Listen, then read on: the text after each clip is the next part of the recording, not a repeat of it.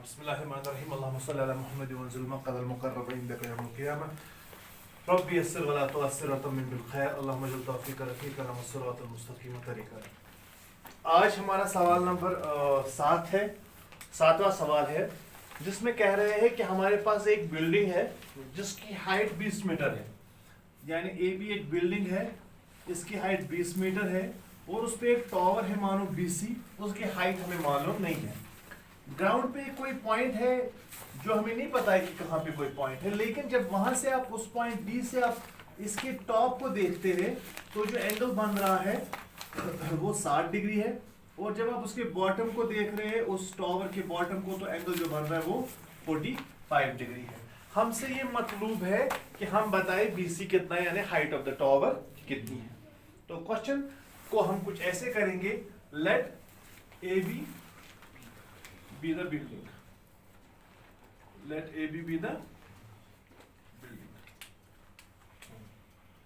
and BC be the tower, BC be the ठीक। in triangle ABD, in triangle AB, पहले से देखो आलिम, पहले देखो, पहले समझो फिर कॉपी करो, मैं टाइम दूंगा आपको। in triangle ABD tan 45, ये है ना 45, tan 45 इसके बराबर है परपेंडिकुलर बाय बेस। परपेंडिकुलर क्या है AB और बेस क्या है AD, और tan 45 शॉर्प किसके बराबर होता है 1 के, और AB कितना है बेटा मेरा 20। तो इसका मतलब है ये यहाँ पे ट्रांसफर हो जाएगा, तो AD कितना आ जाएगा 20 मीटर। हो गया ये। अब हम देखेंगे किस ट्रायंगल में, इन ट्रायंगल ACD में tan 60 डिग्री, tan साथ बेटा tan 60, tan किसके किन रेशियोज के बराबर होता है in terms of sides, P by B। Perpendicular क्या है ACD में, परपेंडिकुलर क्या है AC और बेस क्या है AD। tan 60 कितना होता है शॉप ये ना क्या नाम है साथ बेटा वेरी नाइस √3 AC, और AD कितना है 20, वो तो पहले ही निकाला। ये कहां पे हो जाएगा मल्टीप्लाई, यहाँ पे 20√3 इज इक्वल टू। अब हमने निकालना क्या है लेकिन BC, तो BC कितना है AC माइनस AB, तो BC कितना है AC सारा minus AB, that is 20√3 minus 20 क्या निकलेगा √3 minus, that's the answer. So therefore height of the tower is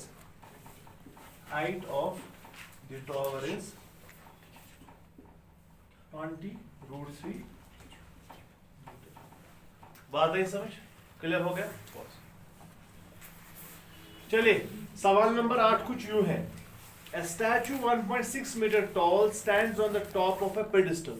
pedestal बोलते हैं पाए को, एक पाया आपके पास होता है ना, उसके ऊपर फिर कोई जो है ना वो मूर्ति होती है। अब स्टैचू है, उसकी हाइट कितनी है, मानो pedestal, let AB be the pedestal और let BC be the statue. अब ये यहाँ पे स्टैचू की हाइट देके है, ये इस क्वेश्चन का उल्टा है जो इससे पहले था। 1.6 मीटर है और एंगल ऑफ एलिवेशन ग्राउंड पे किसी भी पॉइंट से अगर आप देखते हैं, टॉप पे वो 60 डिग्री और बॉटम पे वो 45 डिग्री है। तो बराबर यही क्वेश्चन है, लेकिन इसमें डेटा उल्टा है, ये 60 डिग्री है और ये 45 डिग्री है, ये 45 डिग्री है और ये सारा 60 डिग्री है, और इसको नाम हम रखेंगे D। हमें निकालना क्या है AB, क्या निकालना है बराबर डिटो, हम यही करेंगे, दो इन्हीं ट्रायंगल्स को लेंगे। अलबत्ता इसमें थोड़ी सी हम यहाँ पे मॉडिफिकेशन रखेंगे, let this be X and let this be H, क्या ठीक, AB be H, let AB be the pedestal and BC be the statue, BC be the, हाँ बताइए, in triangle ABD, in triangle tan 45 degree किसके बराबर होता है, tan perpendicular by base. Perpendicular क्या है AB, बेस क्या है AD, इसका मतलब है 1 is equal to AB by, इसका मतलब हो गया AD is equal to AB, AD is equal to इसका मतलब मैं ऐसे कह सकता हूँ let AD be x, h is equal to x। ठीक है ना, इससे हमें मदद मिलेगी। ठीक है, अब हम किस ट्रायंगल में बात करेंगे? In triangle ACD। आगे नहीं है tan 60। tan 60 किसके बराबर है? Perpendicular AC divide by base AD। अब tan 60 बराबर है √3 के। AC के बदले में लिख सकता हूं AB plus BC divide by AD के बदले में AB लिख सकता हूं। ठीक है ना, क्योंकि AD किसके बराबर है? AB के। सो वो AB के बदले आप x लिख सकते हैं और BC तो 1.6 है। सो हो गया √3 is equal to x plus 1.6 divide by x। तो हो जाएगा √3x is equal to x plus 1.6। बात रहे समझ? ये इसको हमने क्रॉस मल्टीप्लाई यहाँ पे किया, x लिखा हमने AB के बदले और AD और AB बराबर थे इसलिए दोनों के बदले हम x ही लिख सकते हैं। तो आ जाएगा ऐसा √3x minus x is equal to 1. x निकलेगा common, √3 minus 1 is equal to 1.6। तो x इसके बराबर आ जाएगा 1.6 डिवाइड बाय √3 माइनस 1। लेकिन मैंने आपको इससे पहले भी बोला है कि आंसर क्या होता है? रैशनलाइज्ड फॉर्म में होता है, इसलिए हमने x को क्या करना है? हम लिखेंगे x is equal to 1.6 divide by √3 minus 1 into √3 plus 1 divide by √3।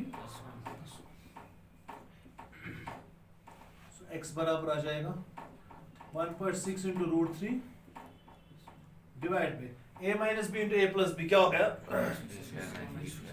So that is 3 minus 1 that is 2। 2 1 जा 2 0.8। तो x के बराबर आएगा 0.8 इंटू √3।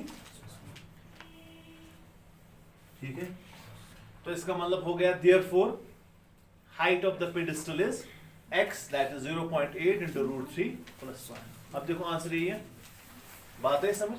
फिर लास्ट में लिखना है, लिखने जरूर therefore height of the pedestal, therefore height of the pedestal is equal to how much? तो 0.8 इंटू √3 प्लस 1। लेकिन क्या यूनिट है? मीटर। हमेशा मीटर साथ, ये देखना है जो मीटर है वो जो यूनिट है वो लिखना है। चलिए next question, question number 9। The angle of elevation of the top of a building from the foot of a tower is 30 degree and the angle of elevation of the top of the tower from the foot of a building is 60 degree. If the tower is 50 meter high, find the height of the building. यानी आपके पास एक tower है और building है और आप देख रहे हैं टावर को कहां से? फुट, बिल्डिंग को फुट ऑफ द टावर से, तो 30 डिग्री है। यानी ये टावर है, ये बिल्डिंग है। आप जब टावर के फुट से देख रहे हैं बिल्डिंग को तो कितना एंगल बन रहा है? 30 डिग्री। और जब late AB be the tower and CD be the building, और जब बिल्डिंग के फुट से देखते हैं, ठीक है ना, तो टॉप टू टॉप 60 डिग्री है। तो चूंकि एंगल यहाँ पे ज्यादा है तो ऑब्वियसली हाइट किसकी ज्यादा होगी? टावर की। वो बात है समझ, वरना है सवाल तो नहीं पता है ना कौन कितना है। अभी परपेंडिकुलर से ये थोड़ा सा इंक्लाइंड होगी, लेकिन परपेंडिकुलर से on the base.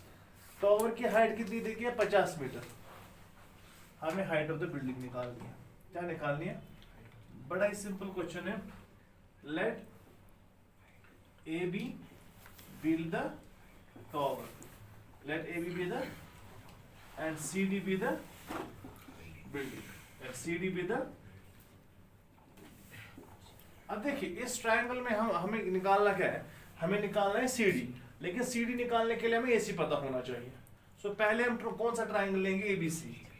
In triangle shop tan किसके बराबर होता है? In terms of sides P by B। Perpendicular कितना है? AB। और बेस कितनी है? AC। tan 60 कितना होता है? AB कितना है? 50। AC हमें निकालना है, ठीक है ना? तो AC किसके बराबर आ जाएगा? 50 by √3। क्या ठीक है? 50 by, बात है यहाँ तक समझ? 50 by √3 AC निकला। अब हम क्या लेंगे? अब वो बोलेंगे सर यहाँ पे आपने रैशनलाइजेशन क्यों नहीं की? क्योंकि मुझे ये आंसर नहीं निकालना, मुझे ये आंसर नहीं निकालना था मुझे, चूंकि CD से, इसलिए देखेंगे वहां पे अगर पड़ेगा in triangle ACD, in triangle tan 30 degree, tan तो tan 30 डिग्री में परपेंडिकुलर क्या आ जाएगा CD और बेस क्या आ जाएगी AC, tan 1/√3, वेरी नाइस। और CD कितना है, CD मुझे पता नहीं है, AC कितना है 50/√3, तो वो कहाँ चलेगा ऊपर, ठीक। तो इसका मतलब है CD किसके बराबर आ जाएगा, CD बराबर आ जाएगा 50/√3 का होल। अब देखिए इसका आंसर क्या आ रहा है, 50/3 आ रहा है इसका आंसर। ये मिक्स्ड फ्रैक्शन है। हाँ 28 कुछ समथिंग होगा, 16 1/3, 16 2/3। देखो 50 को डिवाइड करो 3 से, ठीक है ना, तो क्या जाएगा 3 1 जा 3, ठीक है ना, 3 1 जा 3, तो फिर वहाँ पे क्या हो जाएगा आपका 3 1 जा 3, तो 2 आ गया कैरी, कितना आ गया 20, 3 6 जा 18, क्या लिख रहा हूँ यार,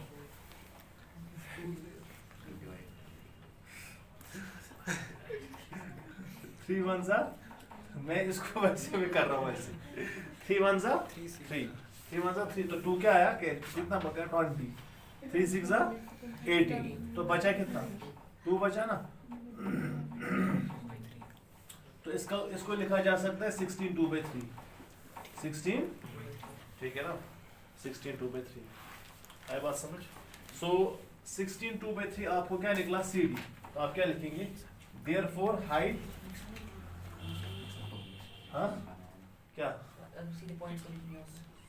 अब इसने रखा है वैसे ही, आपकी बुक ने ऐसे रखा है कि आपको कैलकुलेटर इस्तेमाल ना हो कहीं पे, ठीक है ना, आपको कैलकुलेटर इस्तेमाल ना हो, इसीलिए इसने इसको ऐसे रखा है।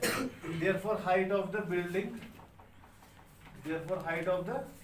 building is CD is equal to 16 2/3, that's the answer। Clear हो गया बेटा, कहीं पे कोई